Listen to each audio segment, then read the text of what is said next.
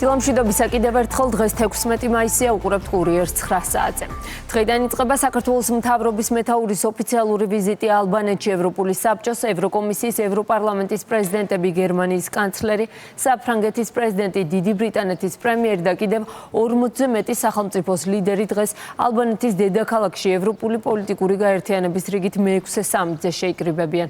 ირაკლი კობახიძე სამიტში მონაწილეობას ევროპული საბჭოს პრეზიდენტის მიწვევით მიიღებს. საქართველოს პრემიერ-მინისტრი ასევე მონაწილეობას მიიღებს მრგვალი მაგიდის ფორმატში გასამართ დისკუსიაში. ტირანას სამიტის მთავარი თემა უკრაინის ომია, თუმცა ლიდერები ასევე ისაუბრებენ კონტინენტის ეკონომიკურ უსაფრთხოებაზე, არალეგალურ მიგრაციასა და ევროპის ენერგეტიკულ გამოწვევებზე. დღეს ტირანაში ალბანეთში იმართება ევროპული პოლიტიკური გაერთიანების მე-6 სამიტი, რომელსაც ესწრება საქართველოს პრემიერ-მინისტრი ირაკლი კობახიძე და საგარეო საქმეთა მინისტრი. პრემიერ-მინისტრი გამოვა მრგვალი მაგიდის ფორმატში, რომელსაც ხელმძღვანელობს გაერთიანებული სამეფოს პრემიერ-მინისტრი და ასევე შვედეთის პრემიერ-მინისტრის თემა შეეხება ევროპის უსაფრთხოებას და ევროპის მდგრადობის გაძლიერებას და ამასთან დაკავშირებით ექნება გამოსვლა საქართველოს პრემიერ-მინისტრს. თბილისის დროით 11 საათზე დაიწყება რუსეთის და უკრაინის დელეგაციების შეხვედრა დოლმა-ბაჰჩეს სასახლეში.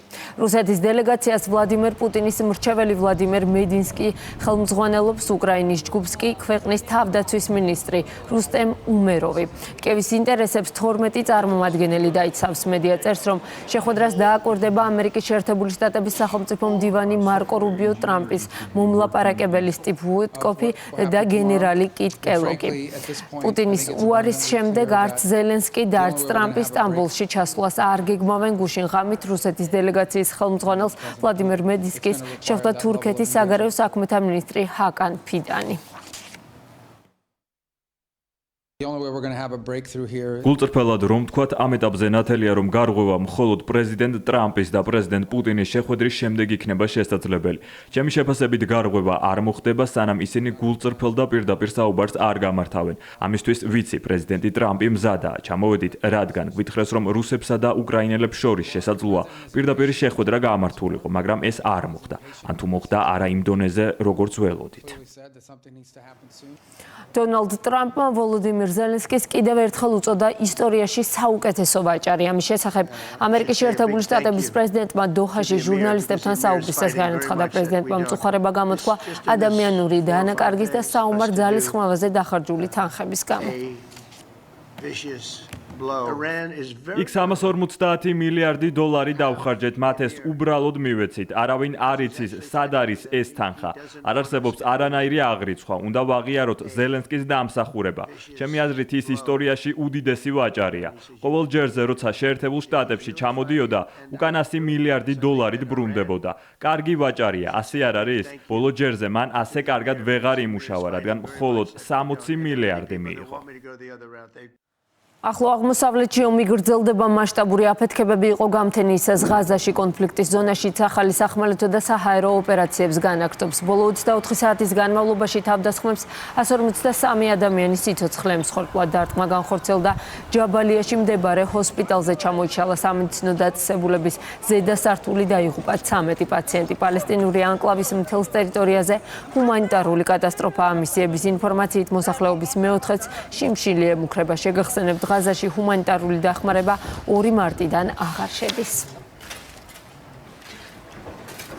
სამი დღის წინ ავტოსაგზაო შემთხვევის შედეგად მტკვარში გადავარდნილი მანქანის კიდევ ერთი მგზავრი სამძებრო ოპერაცია გრძელდება. მდინარეში ნაპოვნია 2 ადამიანის ცხედარი, გადარჩენა მხოლოდ ერთმა მგზავრმა შეძლო.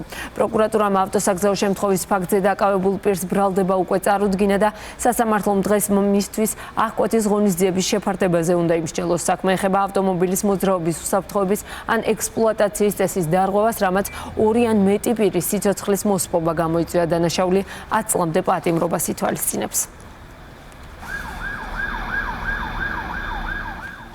ტრამპის ადმინისტრაციის დუმილის მიუხედავად ქართული მხარე საქართველო-ამერიკის ურთიერთობების გადასატვირთად მზადაა. უმრავლესობისთვის გაუგებარია, რატომ დუმს ტრამპის ადმინისტრაცია მაშინ, როდესაც მხარეებს შორის იდეოლოგიური თანხმედრა არსებობს. ოპოზიციაში ამბობენ, რომ ამერიკასთან ურთიერთობების გადატვირთვა მნიშვნელოვანია და საჭიროა ქმედითი ნაბიჯების გადადგმა.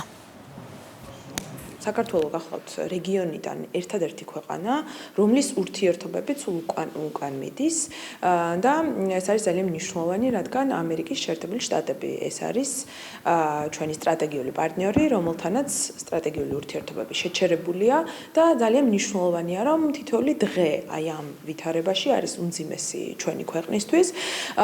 თუმცა ქართულ ოცნებას არ აქვს ამასთან დაკავშირებით არავითარი ინიციატივა.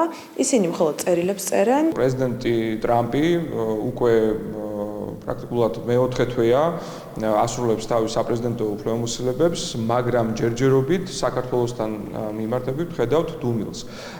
ეს დუმილი არის გარკვეულწილად გაურკვეველი იმ თვალსაზრისითაც, რომ როგორც ცნობილია, არსებობს იდეოლოგიური ძალიან სერიოზული თანხმედრა, არის მზაობა საქართველოსა და ამერიკის შეერთებულ შტატებს შორის ურთიერთობების გადატვირთვასთან, სუფთა ფურცლიდან დაწყებასთან დაკავშირებით.